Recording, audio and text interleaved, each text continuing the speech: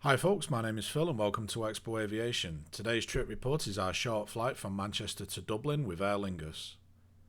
This journey was taken the day after Boxing Day 2019. We begin our journey at Manchester Airport's Terminal 1. While we don't have any checked baggage, we still have to visit the check-in desk to get our boarding cards as we were unable to do these at home. Unfortunately, Aer Lingus doesn't have any machines here and the desks were all closed except for the bag drop where the person on there was having to cover the check-in desks too. Despite there only being 6 people ahead of us, it took over 25 minutes to get checked in. With that out the way, it was through security and onto the departure lounge.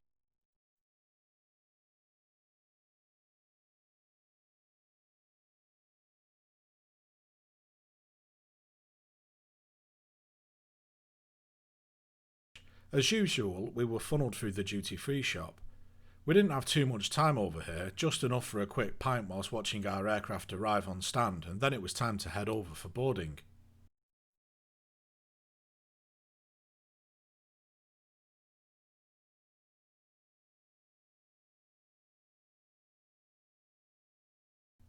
We would be using Pier B, one of the original parts of Terminal 1, and I've not been down this pier in at least 20 years.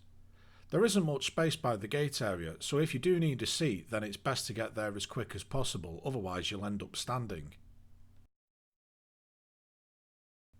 Boarding began at 6 PM and would be done via steps.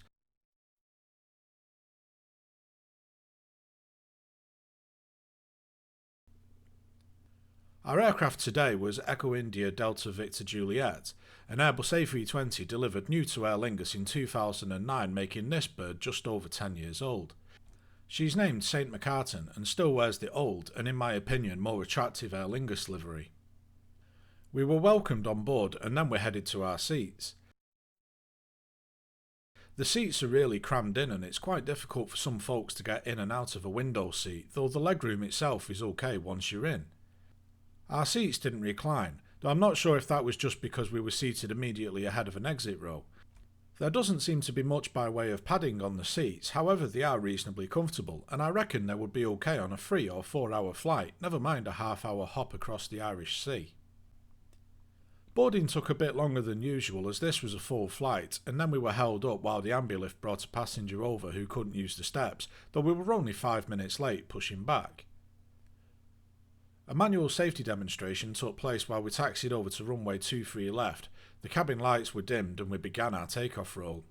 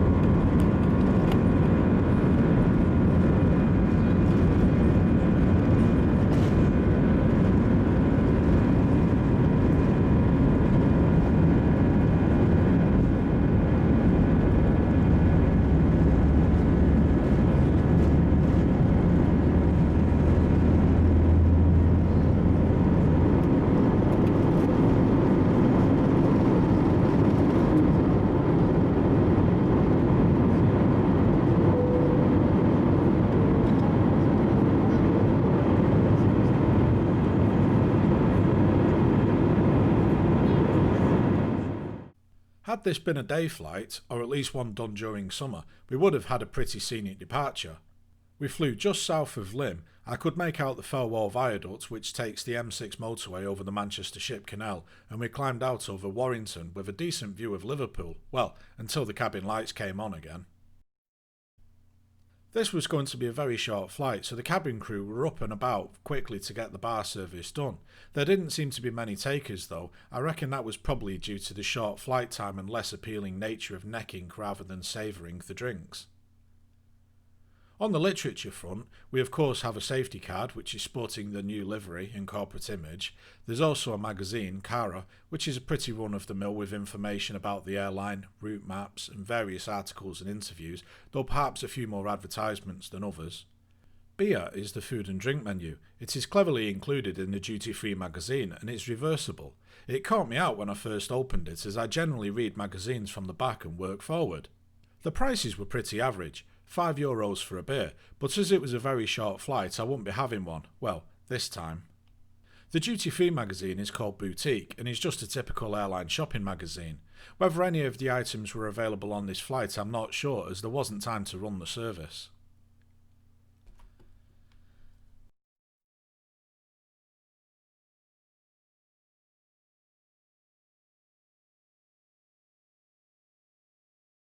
Our initial descent began around 25 minutes into the flight. We had a quick announcement from the cockpit bearing New Year's tidings, and then the seatbelt sign came on as we made our approach into Dublin Collins-Town Airport.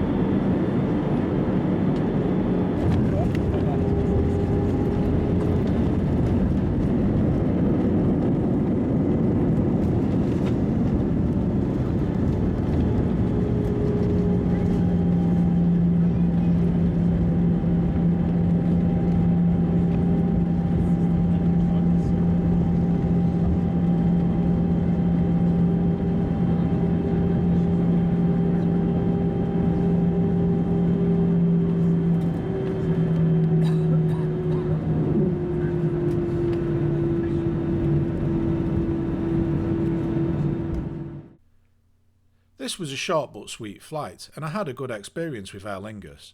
The aircraft was clean and tidy, the seats were comfortable with fair legroom, though they were hard to get in and out of due to them being densely packed. The crew were friendly throughout as well. I would certainly recommend Aer Lingus on this route.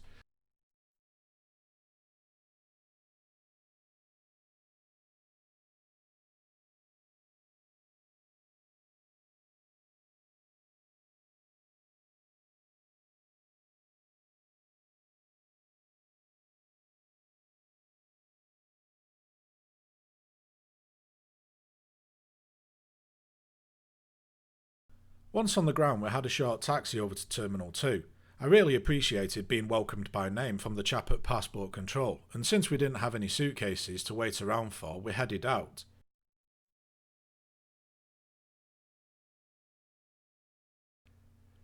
If you're travelling into Dublin, I really do recommend the express bus service, the Airlink Express, service number 747 or 757. It is €7 one way or €12 for an open-ended return ticket. The bus takes around half an hour to reach the city centre and it's much cheaper than a taxi. Anyway, I'm not here to review a bus journey, so I'll wrap things up. I hope you enjoyed this short trip report and will join me on future trips, and as always, thanks for watching.